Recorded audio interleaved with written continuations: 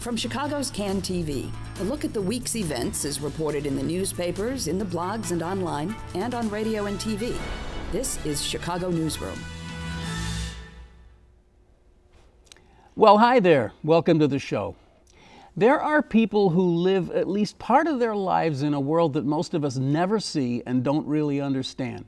But we don't hear from them all that much. They operate inside the urban violence and disorder that we're all so worried about, a world that's usually described to us by the mayor or the police superintendent. But not today. On today's Chicago Newsroom, we're going to hear a different voice. We'll spend the entire half hour talking to Eric Davis. He's a Chicago police officer for 27 years, a documentarian, an author. He still occasionally patrols Altgeld Gardens as a private security officer, and he's a man who just knows a lot of things that the rest of us, let's face it, we probably just don't know. Eric Davis, welcome to Chicago Newsroom. Thank you for having me. I'm so happy to have you here. The story your story is such a Chicago story. You're a kid you weren't born in the CHA developments, but you came there very, very young. And you led the life that's on the other side of what the Chicago Police Department deals with every day, even though you ended up becoming a Chicago cop. How much you want to tell us about those early years? Growing up the way I grew up, I didn't think it was very special or different because I was a product of my environment and my community. Mm-hmm. Early on, unfortunately, I got involved in gang activity and gang violence. But the beauty of my situation is I was blessed by the time I was 14 being shot twice. And that was my true... What a blessing. Oh, it really was, because it was my wake-up call. And I really got to look into the faces of my sisters and my brothers and my mother and father, and I had to make a decision what I wanted to do with this life. And I wanted to do some things that were positive. I wanted to really follow the dreams and not just have dreams.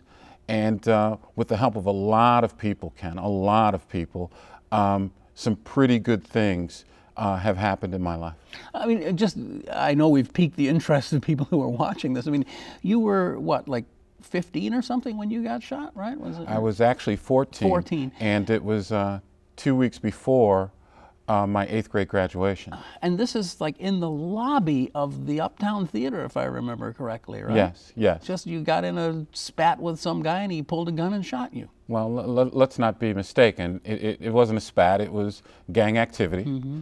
And I knew better, but peer pressure and really protecting a friend, because I wasn't the one that started it, but I was a guy that was loyal to my friends. Mm-hmm. Mm-hmm. And I quickly learned how to choose better friends. Yeah, and I know we're going to sort of jump all over the place here, but I got to say that when I read this, I should mention that this is a book that you wrote some time ago, The Slick Boys. This is like 20 years ago, right? Yes. I found it on Amazon. I knew we were going to have you, and I had to pick it up. It's really instructive to read, though, that you went pretty low down there for a few years in your teens. And there was this moment, there was this kind of, as you say, there was this sort of aha moment. You're sitting, or you're lying in the ICU. It sounds like you were pretty close to the end, and you decided that you had to honor your parents in a way, right? Absolutely. I made a choice of which gang I wanted to be in, and the gang I decided to be in was the Davis gang. Mm-hmm. I mean, ironically, you found out that these guys who you thought had your back, as soon as the guns started firing, they were gone. So much for that family, right? Absolutely, absolutely. And you know what's funny is that the stories that I heard while on the police department and the stories that I continue to hear are very similar to the stories that I tell and I told that May Day in 1978. Yeah, but anyway, what I was coming to is that you had a loving mother and father. I mean, your family, like all families, had its issues, but you knew there's this thing that those of us who have relationships with our parents have that other people don't have, which is that moment when it's like, it's not even, oh, they're going to whip me real bad, or they're going to, you know, it's like, I'm going to disappoint them.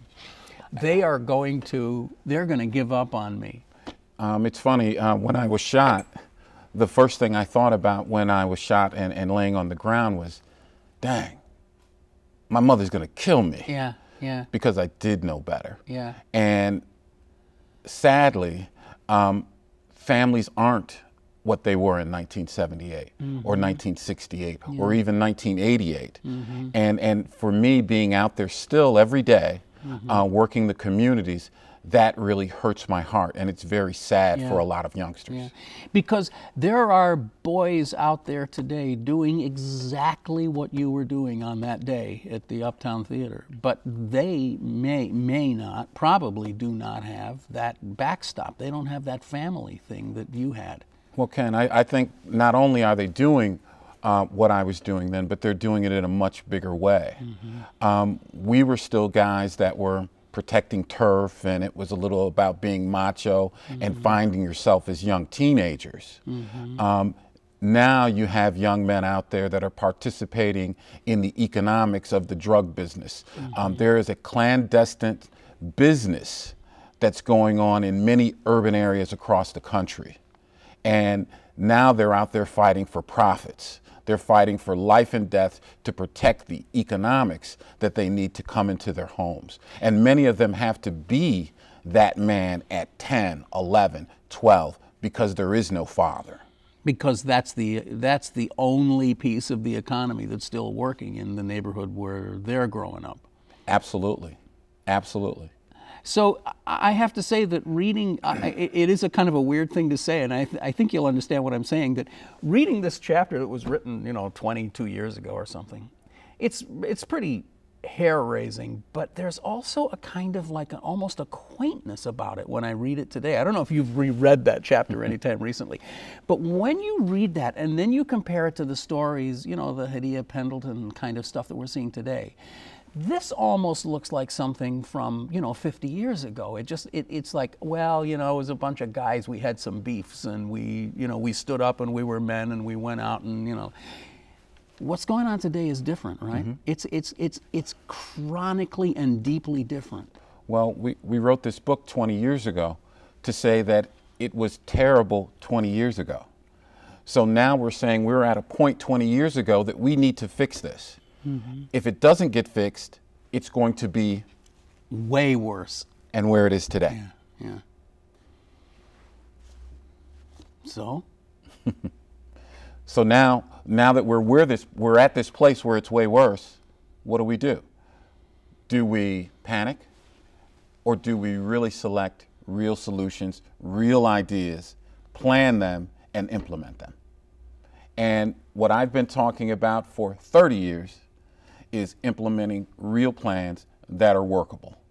I think many of the issues that we talk about, do we need more police officers? I think we need more police officers. Do we need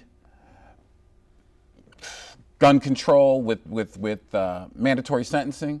I don't think so. I don't think that. Do we need to rebuild communities and families? Oh, I definitely think so. Do we need to find ways and figure out ways to bring employment opportunities into communities like Inglewood and Lawndale and Garfield Park? Absolutely. Because the real police officer has to be the police officers in the home, mom and dad.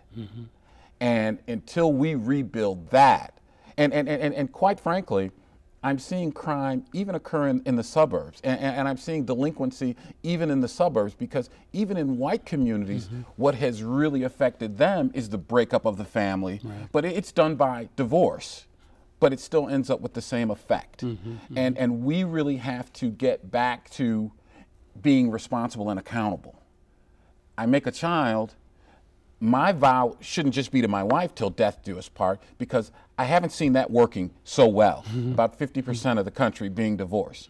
That vow should be made to your children till death do us part. And no matter where you end up, you should still keep that connection and relationship tight and strong, and they should be able to come to you. And we as a nation, white, black, and Hispanic, in my opinion, have really let our children down. There are so many proposals on the table. You hit a few of them. You know, let's hire more police officers. Let's throw more people in jail. Let's make assault weapons illegal, and you can go on down the line. But we've had this conversation so many times here, and I am more and more convinced that the thing we really need is jobs. I mean, you were interviewed while you were working at Altgeld Gardens, which is a place that we don't hear about very often. It doesn't have much crime, but it is a CHA development that is so ridiculously isolated from the city of Chicago. It's sort of in that toxic donut that they talk about, with landfills and sewage treatment plants all around it and the Little Calumet River and so forth. But I heard you say that you believe that the unemployment rate at Altgeld Gardens is 70%. I believe that, and I still do believe that. Yeah. And I believe if you go to Inglewood for African American men between the ages of 18 to 45, I'm sure it is 75%. I think a lot of the numbers are those looking to be employed. I think there are many that quit looking to even be employed a long time ago. Yeah. And a lot of that problem comes from some self-imposed, dropped out of school, didn't prepare yourself. And you know what? Once again, I'm back to accountability and responsibility. Another thing comes from mandatory sentencing and convictions of minor offenses that are felonies that lock people out of. Would you do me a favor and just bookmark that, because we must not forget that. We got to come back to that, okay? So let's both make a commitment. We're going to come back to that mandatory sentencing thing. But just while we're still on this jobs thing, I mean, it occurs to me that there are kids running around in neighborhoods in our city today who haven't had the example of a working adult in their family since their grandfather, right? Maybe their great-grandfather, because there just have not been jobs for so long. There are many youngsters that I know in communities that don't know anybody that is legally employed. Yeah. I got nothing. I can't come back to that. Yeah. But if you think about that, though, Ken, that's amazing. Because our entire culture, our entire economy, our entire existence really depends on having a job. It's how we identify ourselves. It's like you walk into the room and people say, "Hi, what do you do?" Absolutely. It is your calling card. It is what gives you esteem. It's what we go to school for. It's what we go to college. It's what we're prepared for. And I don't think that folks that live, whether they're in Compton or whether they're in Inglewood in Chicago, or whether they're in Newark, New Jersey, love their children any less or any more than we do. And in a place like Chicago, which is really distinctly different than all other big cities, because our organized gang problem is a real problem. You have kids that have been raised by the Gangster Disciples. Their Pampers were bought by the Gangster Disciples. Their birthday cakes were bought by the Gangster Disciples. Their sneakers Their parents were bought. may have been members. Absolutely. Right. Absolutely. But do we fault the community because this is all that they've seen? I mean, I think it's a shame when there's no corporation in Illinois that has working for it more African American males than the Black Gangster Disciples. Yeah.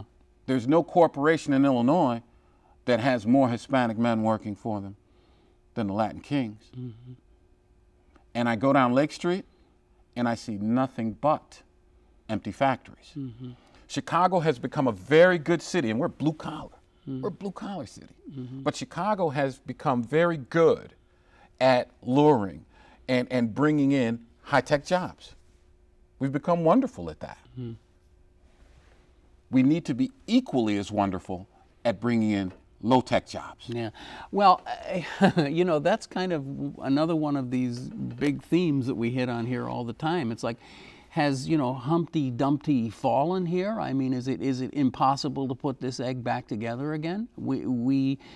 I've told the story before about in 1962 being at Stowe School in Chicago and my 7th grade teacher leaning back on his table and saying, you know, you kids will be the first generation alive in this country who will see fewer jobs because computers and machines are going to take away your jobs. He didn't know anything about China at the time or the global economy, but we just don't have enough jobs to go around.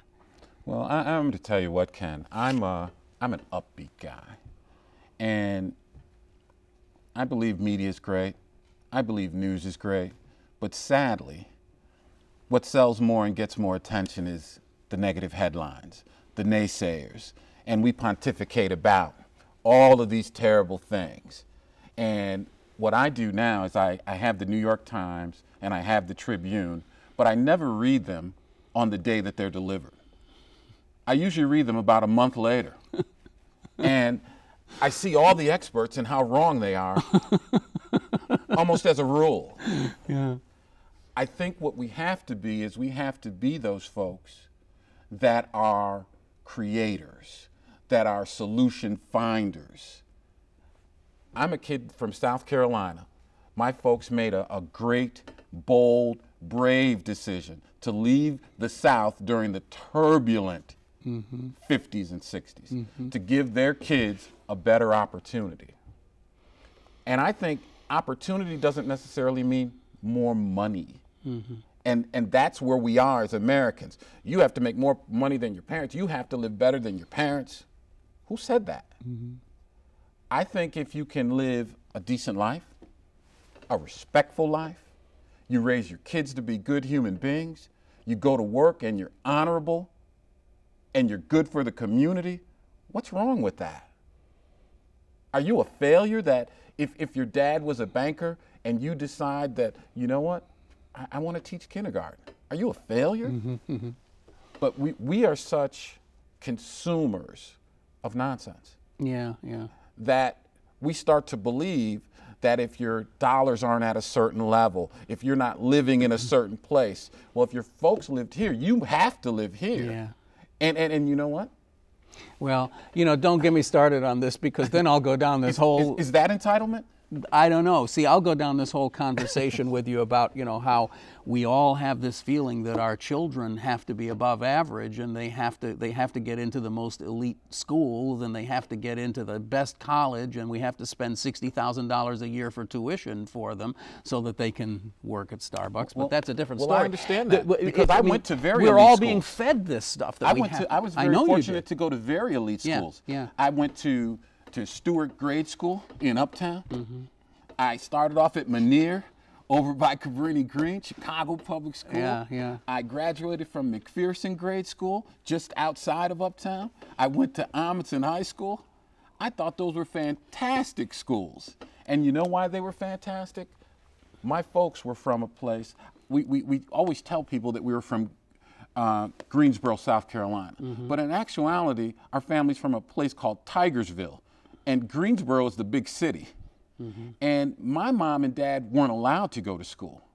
They would go to school and the Ku Klux Klan would chase them off the road. And if they were fortunate enough to make it to the school, many times they'd get there and the school would be burnt down. So on the weekends, they would rebuild the school. And I'm not talking about my grandparents. I'm talking about my parents. My parents that live with me in my house today. And this would be in 1960? This would be in the 30s. Oh, 30s, okay. When they were kids. Yeah, when they were kids, right. Yeah. And for me to go to a school that had books, after hearing their experience, that was warm, that fed you, that wanted to teach you, I'm very grateful to Chicago and for Chicago.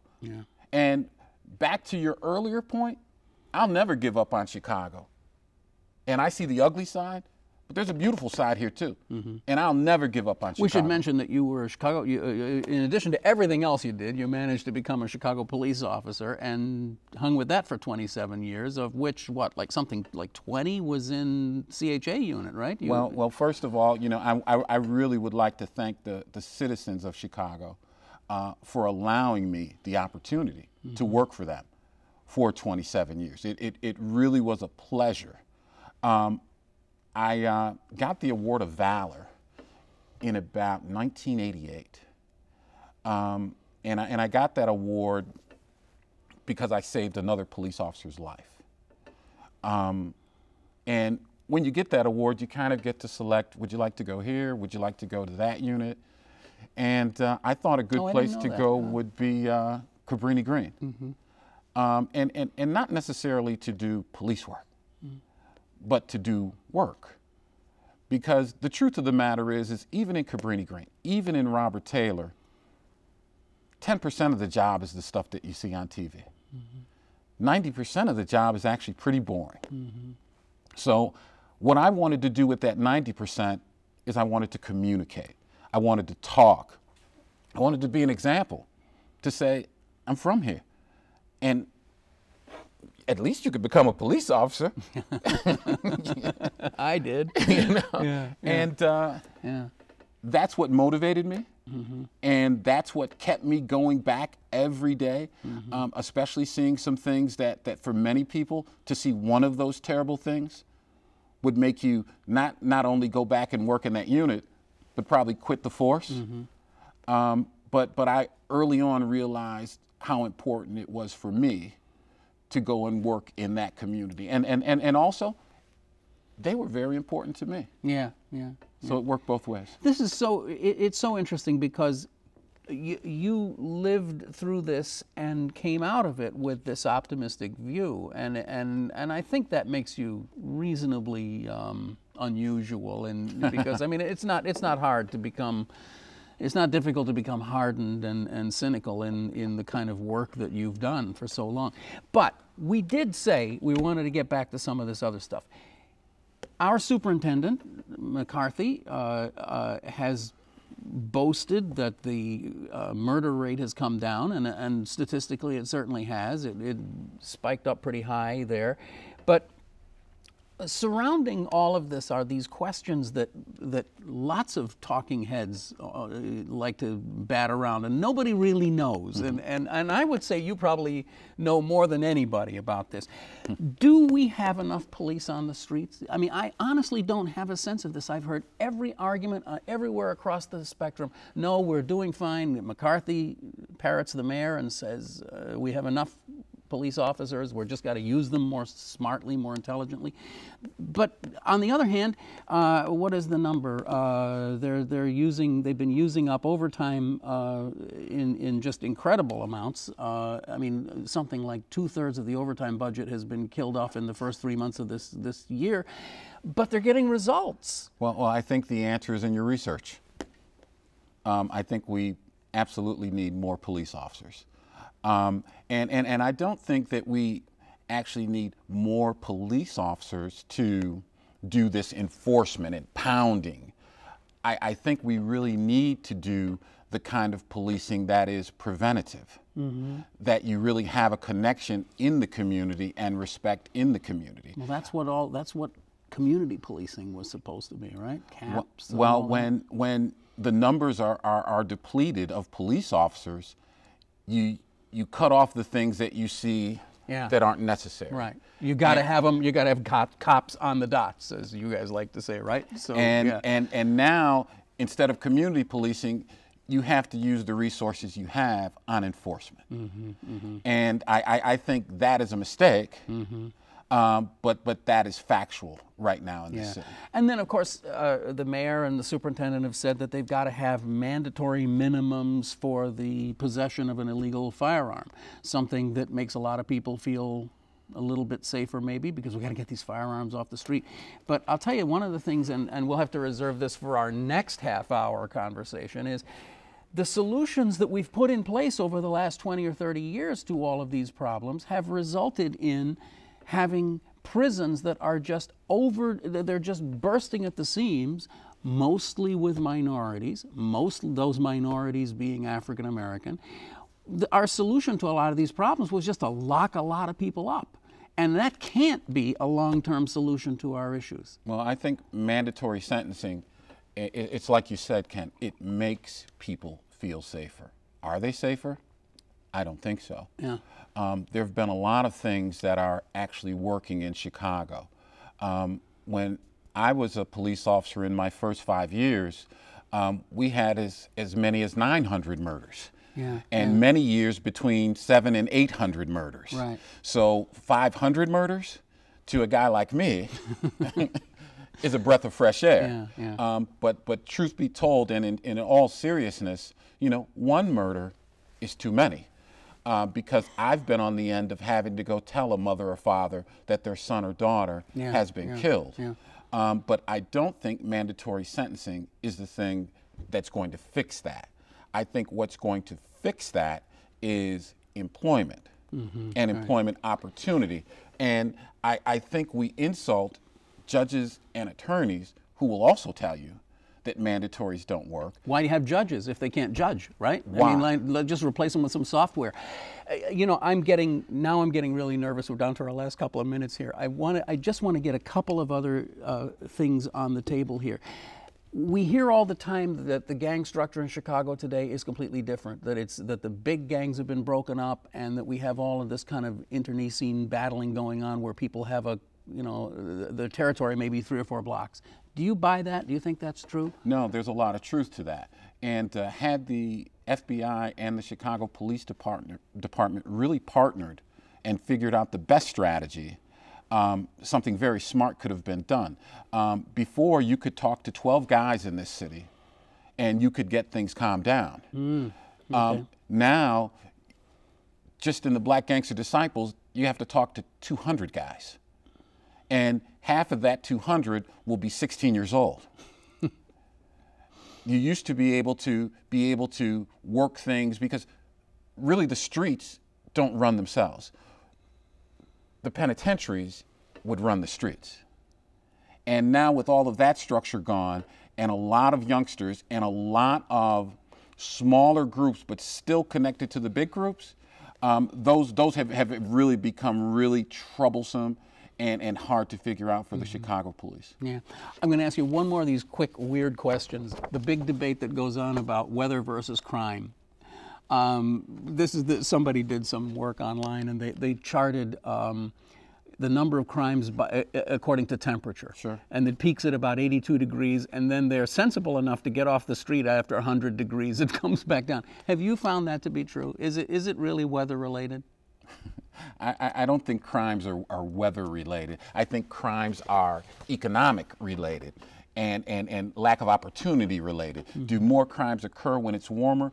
Yes, there are more people on the streets. Okay. So it's not that one causes the other. It's like so many other things that are just so complicated. Eric Davis, you know, we didn't even get to talk about your project about baseball. We'll put all that up online. You're doing a documentary on why there are fewer blacks in baseball. Right, called Base is Empty. Base is Empty. And we hope to partner with Major League Baseball. Negotiations are going good, and we hope to have the completed project out by next baseball season. You have to go online and see that. We'll have it right here, okay? You've been watching Chicago Newsroom. Eric Davis, thank you so very much for being with us today. I really enjoyed it. A change of course for us here. You can find us here on cable, but you can also see us online at the address that you see right at the bottom of your screen. Check us out there or subscribe on iTunes, and we will be back next week with another show. I'm Ken Davis. Thank you so much for joining us here on Chicago Newsroom.